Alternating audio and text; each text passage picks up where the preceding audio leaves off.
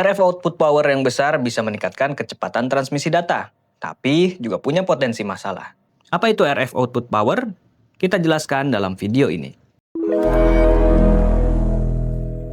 Gelombang radio merupakan salah satu gelombang dalam sistem elektromagnetik yang bisa dimanfaatkan untuk media transmisi data atau informasi. Karena itu banyak produk telekomunikasi yang memanfaatkan gelombang radio ini sebagai fitur telekomunikasinya. Gelombang radio sendiri itu merambat di udara bebas. Jadi untuk produk-produk telekomunikasi yang memanfaatkan gelombang radio sebagai fitur telekomunikasinya itu biasanya berupa produk telekomunikasi wireless atau nirkabel. Seperti kebanyakan produk wireless, biasanya yang kita cari ketika membeli produk tersebut adalah melihat spesifikasinya. Dan salah satu yang paling banyak dijadikan pertimbangan ketika melihat spesifikasi tersebut adalah kecepatan transmisi datanya. Untuk produk telekomunikasi RF, kecepatan transmisi data ini dipengaruhi oleh berbagai hal. Salah satunya adalah RF output power. Dalam Indonesia Type Approval atau sertifikasi DJID, produk-produk RF ini harus dilakukan pengujian RF. Salah satu parameter pengujian dari pengujian RF tersebut adalah RF output power ini.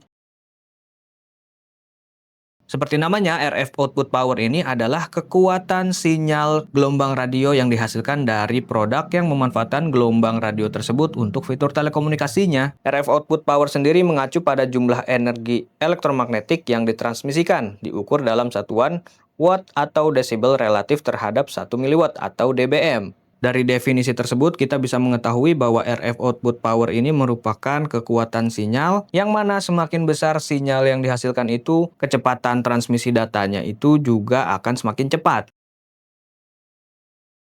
Sementara pengujian RF output power pada produk telekomunikasi yang mau disertifikasi DJID itu sendiri, itu punya beberapa tujuan. Yang pertama tentu saja untuk menentukan cakupan dan jangkauan sinyal sesuai dengan ketentuan yang berlaku. Jadi setiap produk telekomunikasi itu memiliki ketentuannya untuk RF output power ini. Meskipun bisa dimaksimalkan setinggi mungkin RF output powernya, tapi jika tidak sesuai ketentuan tentu saja ini akan melanggar proses sertifikasi DJID dan hasilnya adalah produk tersebut dinyatakan tidak lolos pengujian RF ini. Mengapa demikian? Karena ini menjadi landasan tujuan yang kedua. Karena walaupun RF output power yang semakin besar akan meningkatkan kecepatan transmisi data, namun juga punya potensi terjadi interferensi. Jika terjadi interferensi tersebut, tentu saja ini akan merugikan produk telekomunikasi tersebut dan kualitasnya justru akan menurun. Selain itu, tujuan pengujian RF output power ini juga untuk manajemen konsumsi daya. Karena semakin besar RF output powernya, maka membutuhkan daya yang semakin besar. Pelaku industri tentu saja akan mempertimbangkan hal ini. Karena percuma jika transmisi datanya semakin cepat, tapi ternyata produk telekomunikasinya itu boros. Dan ini akan merugikan penggunanya, dan penggunanya justru akan meninggalkan produk tersebut.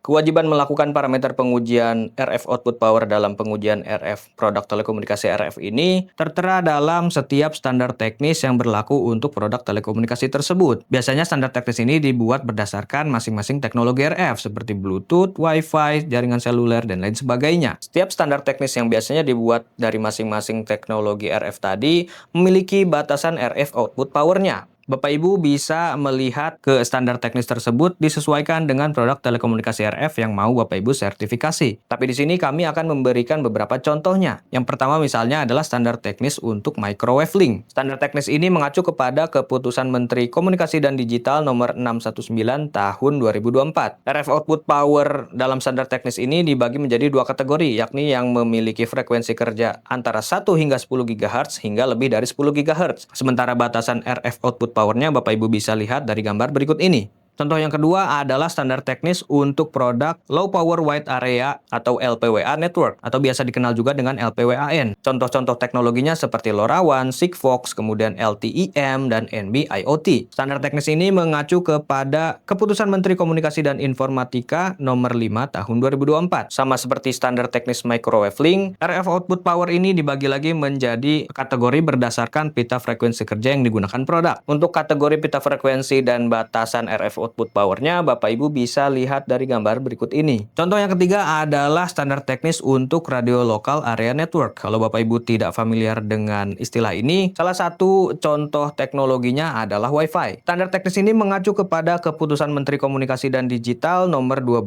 tahun 2025. Masih sama seperti sebelumnya, batasan RF output powernya itu dibedakan berdasarkan kategori pita frekuensi kerja yang digunakan. Untuk kategori pita frekuensi dan batasan RF output powernya masing-masing, Bapak Ibu bisa melihat dari gambar berikut ini. Itu tadi penjelasan tentang apa itu RF output power. Penting dicatat, RF output power hanya salah satu parameter yang dilakukan dalam pengujian produk RF dalam proses sertifikasi DJID. Ada berbagai parameter lainnya seperti spurious emission, kemudian ada frequency range, dan lain sebagainya. Dan Bapak Ibu harus benar-benar memahami regulasi standar teknis yang berlaku untuk produk telekomunikasi yang mau disertifikasi supaya hasil pengujiannya bisa maksimal. Jadi tidak ada kegagalan pengujian produk tersebut yang mana harus Bapak Ibu lakukan lagi dan itu perlu biaya lagi. Jika Bapak Ibu ingin mengetahui lebih banyak tentang Indonesia Type Approval atau sertifikasi DJID, produk telekomunikasi, dan update tentang teknologi lainnya, subscribe channel kami. Sampai jumpa di video selanjutnya.